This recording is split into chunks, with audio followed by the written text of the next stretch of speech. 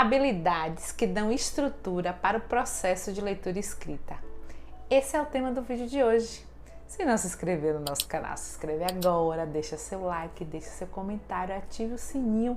Vamos abranger muitos professores, vamos lá? A importância de discutir o tema do vídeo de hoje é porque quando a gente pensa em leitura e escrita, o que é que vem logo na cabeça? Pegar o lápis, pegar o papel e agora pegar o computador, pegar o celular e começar a produzir, começar a escrever. Só que para chegar a esta habilidade de escrever no computador, escrever no celular, escrever no papel, escrever no caderno, precisamos de muitas habilidades antes para estruturar essa habilidade que é reconhecida socialmente. Então, nós professores que estudamos sobre a construção e desenvolvimento do sujeito e que a gente precisa olhar para esse sujeito de forma sistêmica, a gente precisa entender que as habilidades que mais estruturam esse processo de ler e de escrever é a que envolve corpo e mente, porque corpo e mente é um único sistema. Então, uma criança especial que está em desenvolvimento, ela tem uma linguagem a ser desenvolvida. Essa linguagem, ela se divide em linguagem corporal, linguagem das diversas formas de expressão, a linguagem oral. Ela tem um corpo que tem um aparelho motor que está em desenvolvimento. E esse aparelho motor envolve toda uma psicomotricidade para gerar essa linguagem também no corpo. E esse movimento de corpo e mente vai dando uma estrutura de desenvolvimento, inclusive mental, porque o nosso cérebro ele tem uma área da linguagem que é muito forte, muito alta, até porque nós pensamos por imagem e através desse pensamento é que gera uma linguagem que mexe com a nossa fisiologia corporal, que mexe com os nossos sentimentos e consequentemente com o nosso comportamento. Então, para que uma criança ela chegue a ler bem e escrever bem com proficiência, o que é que a gente precisa fazer com essas habilidades estruturantes?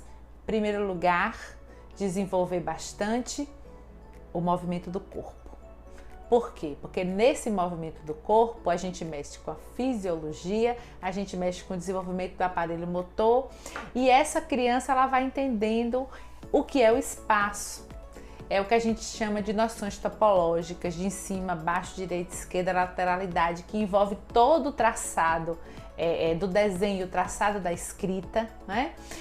Fazendo esse movimento corporal, automaticamente essa mente é impulsionada e ele, entendendo esse movimento do corpo através também dos jogos, das regras, dos espaços que ele precisa ocupar, que ele precisa se equilibrar, isso vai dando equilíbrio na mente, porque gera pensamentos de desenvolvimento e gera uma ordem cronológica de pensamento. E aí entra já a habilidade mesmo do raciocínio lógico. O raciocínio lógico é um raciocínio que ele tem o quê? Objetividade, que ele tem uma sequência lógica, que ele tem uma clareza. E no processo de ler e escrever, o sujeito precisa compreender a ideia lógica que o outro escreveu. Precisa interpretar e analisar aquele texto, inclusive trazendo para a sua vida social e articulando com as suas inferências. E principalmente na hora de escrever. Porque quando a gente escreve, o sujeito que tem a habilidade de escrever, o que foi que aconteceu com ele? Ele tem um repertório de leitura.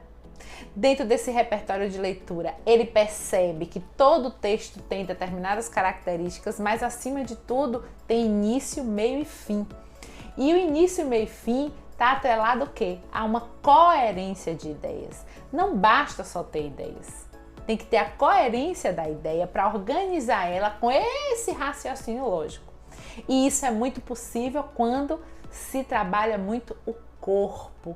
Porque quando trabalha o corpo, o que a criança vai sentindo? Há um início para começar aquela linha, por exemplo, há um meio, há um fim. Quando faz um jogo, que o jogo tem ali a regra, com também início, desenvolvimento e fim. Isso vai organizando a mente.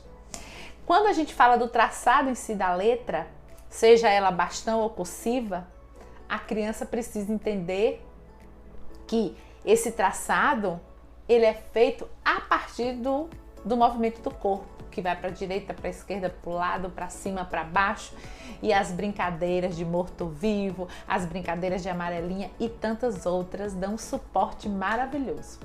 Mas quando eu falo a criança entender, é justamente na prática, porque na teoria quem tem que entender somos nós, professores. A criança ela vai entendendo no sentido da facilidade de traçar, porque muitos outros trabalhos de movimentos foram feitos com ela. E é muito importante ressaltar isso aqui para vocês, que é muito interessante. Professores já de muitas experiências, as famílias ficam aguardando muito a habilidade da compreensão da leitura, da fluência da leitura e o escrito do texto. Mas a gente conhece quantas crianças, quantos jovens, adultos que são alfabetizados, que dominam o código, mas têm uma dificuldade enorme. Em primeiro lugar, de quê? De organizar ideias. Segundo lugar, de desenvolver o raciocínio lógico para concluir aquela ideia ou, em especial, desenvolver aquela ideia.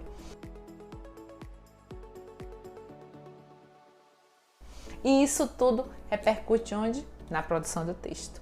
É tanto que a gente tem poucos adultos que conseguem produzir. Quando eu digo produzir texto, é produzir o vídeo, é produzir um vlog, é produzir um blog, é produzir um pequeno post para colocar até nas redes sociais. Essas habilidades que a gente está chamando aqui de estruturantes, elas são essenciais para que a gente tenha um sujeito com a habilidade desenvolvida com leitura escrita e se torne o leitor e o escritor competente que a gente quer formar.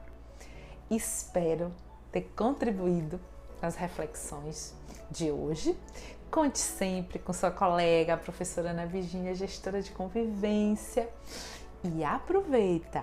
Se não se inscreveu no nosso canal, se inscreve agora, deixa seu like, deixa seu comentário, ativa o sininho, porque toda semana a gente está aqui fazendo vídeo, contribuindo com as nossas experiências e isso é muito bacana. Meus amores, até o próximo vídeo. Beijos!